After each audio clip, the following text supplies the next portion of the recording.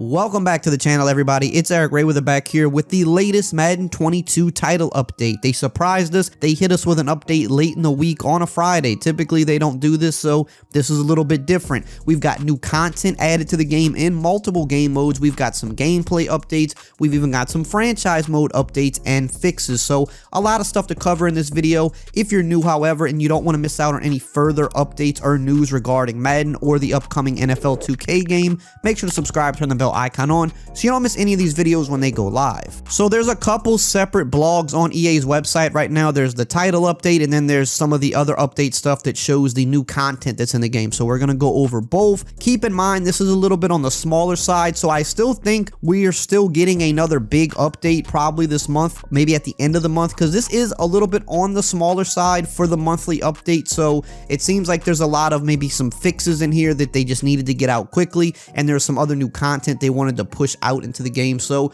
I would still be expecting possibly another update at the end of the month, but let's cover what we got today. So starting with gameplay, we've got some really big fixes that we have been waiting for quite a while now. The biggest one is they addressed an issue when using run commit with 3 or fewer rushers on defense. So if you're in the know, there's been a huge run commit glitch going around for the past probably couple months. It's been in the game, I think, all year, but it was mostly just discovered a couple months ago, and it has been being used crazy, especially in online and competitive settings, where if you're rushing 3 or less people on your defense and you run commit, the defense would only actually run commit if you were running the ball. But if you were passing the ball, they wouldn't run commit. So basically, you had the best of both worlds. You could rush 3 players and run commit on every play, and if they actually ran the ball, your whole defense would commit to stopping the run, which would make it hard to run the ball. But if they didn't run the ball and instead passed, you wouldn't be penalized like you normally would with a run commit versus the pass, which would give up a touchdown. So this has definitely been a big issue. They finally have addressed it. Another big issue in the game, they updated the functionality of the RPO peak plays so that the ball will be handed off automatically when the QB does not throw the ball within the provided window. RPO peak plays will now function like every other type of RPO call, where the ball will automatically be handed off if the ball isn't thrown. Players will be unable to scramble with the QB now unless they call RPO read plays. So this has just been an ongoing issue since the beginning of the game. The RPO glitches on next-gen Madden have just been ridiculous this year. They've patched them a couple different times, and people keep finding new ways to abuse the RPO plays, where with certain plays you can take off and run with the quarterback, and the defense thinks you're passing the ball, so they don't react to you until you pass the line of scrimmage, and this has just made the game kind of unplayable for a lot of people. So I think after this last fix, this should cover pretty much all of the RPO glitch plays. They've had to kind of fundamentally change how the RPOs are even supposed to work because people have found ways to abuse them. And instead of fixing the AI or the reaction of the defense, instead they're kind of just changing fundamentally how these plays are even supposed to be ran so that people can't take advantage of them. So it's kind of like a band-aid fix, but I guess it's better than having the glitch still in the game. They also addressed an issue with the film study ability where the opponent's play art was not being displayed in online games after meeting the requirements. So as many of you might know, you have the film study ability, which will show you the play art of your opponent if they call the same play too many times. This was not displaying properly, so it just wasn't working. Now they've fixed it. Franchise updates. We've got a bunch of fixes here that people have been waiting for. I don't know if this covers every glitch that's going on with franchise right now. I don't play franchise, so let me know below if there's some things they still haven't fixed, but this is what they have on the website. It says they fixed an issue where scenarios were incorrectly awarding a development trait upgrade even though they failed reaching the goal when swimming. They fixed an issue where some scenarios were not tracking properly due to a bug with the stat type. They fixed an issue where users would rarely hit a soft lock in the training recap screen, so I believe that just means the game would kind of like freeze at certain screens. They also fixed an issue where users would occasionally soft lock when exiting franchise before the draft, and they also fixed an issue where users would soft lock after exiting a game. So those are all issues that would cause freezing in franchise, so I know that's good that they've apparently fixed that, but I think there's still, correct me if I'm wrong, some other issues where people's leagues are still kind of becoming unplayable in certain situations. Let me know below if that is still happening. They also added a note here that said, in December, we reiterated our commitment to continuing to improve franchise as part of our ongoing Madden 22 live service and beyond. This includes 2 upcoming franchise updates that will deliver in Madden 22. We will have more details on those updates in an upcoming Gridiron Notes thank you. So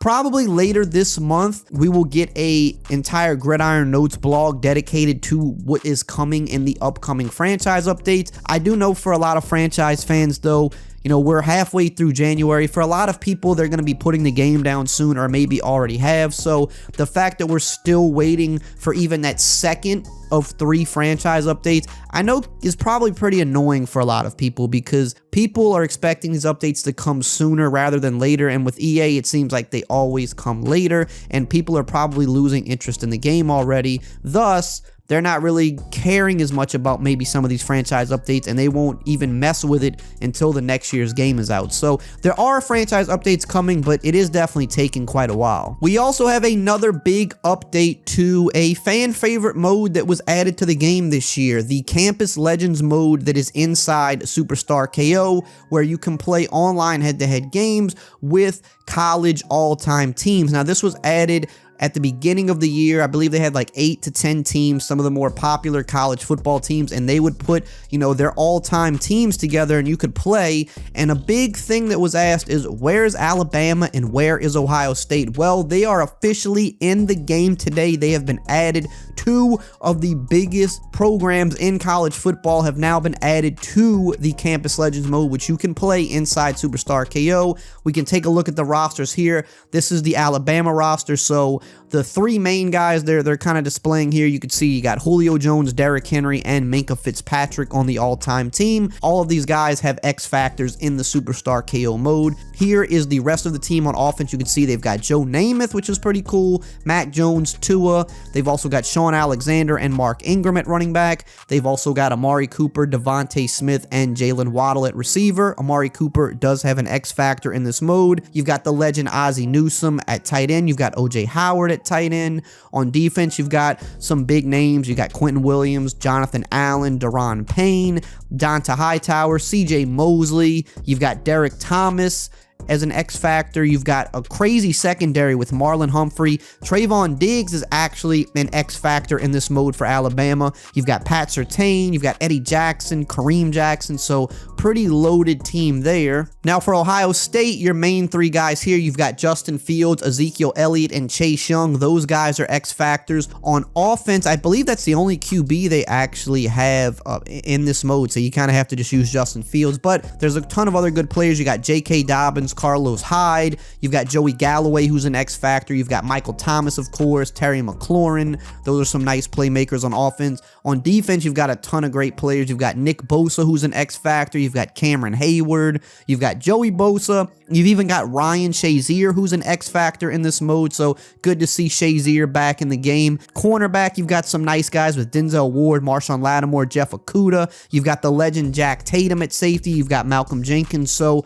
a lot of players in these all-time teams for Ohio State and Alabama, now a part of one of the fan favorite modes in the game. We've also got some updates for the yard for people that play that. They've added some new things. This is kind of the new season where they're adding some new stuff to the game. It's kind of like the March to LA is what they're calling it, or something like that. The Road to LA, which is the Super Bowl. So inside the yard, they've added some Nickelodeon stuff because, as you know, the NFL has a deal with Nickelodeon now, especially for the playoffs. They're going to have special playoff games on Nickelodeon. So because of that, they work with EA to put some of this stuff into the yard. It says it's slime time with Nickelodeon themed content in the yard, and it all goes down at the Sponge Top Reef Top Stadium, which we saw added last year. You can play crazy challenges with big and small size players. You can earn new gear inspired by Teenage Mutant Ninja Turtles and Rugrats. So not exactly probably the thing that most football fans care about, but if you're in the yard, you know, here are some screenshots of some of the fields